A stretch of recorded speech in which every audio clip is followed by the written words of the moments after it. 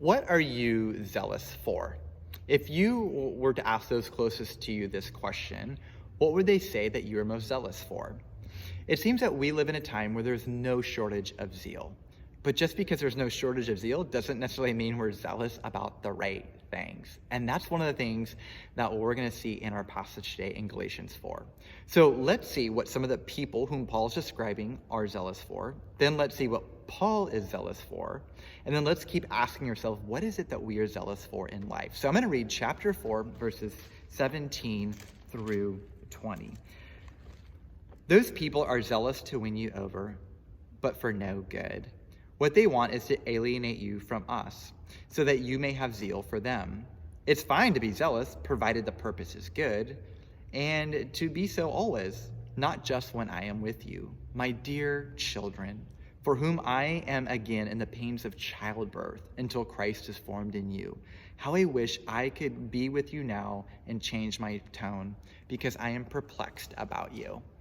Now remember, the big theme of Galatians is that they initially received the gospel, they believed their justification came solely through Christ, and now there's a group of false teachers that have infiltrated the church, seeking to lead the second generation group of Galatians away, and even though they started by grace, they're trying to tell them it's up to them to now finish their faith by engaging in certain practices.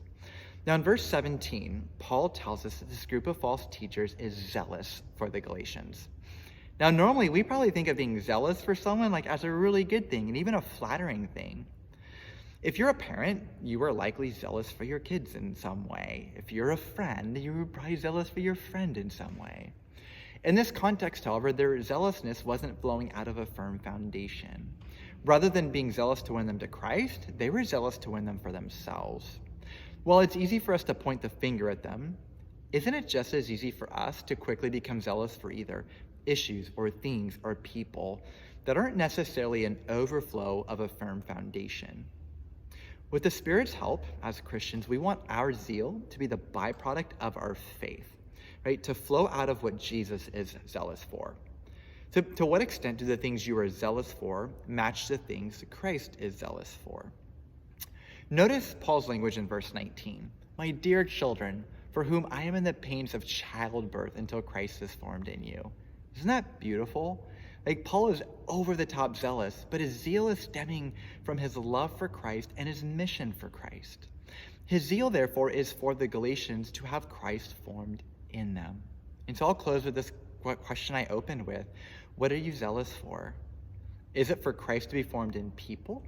And if not, consider praying that God would give you a zeal that would match his.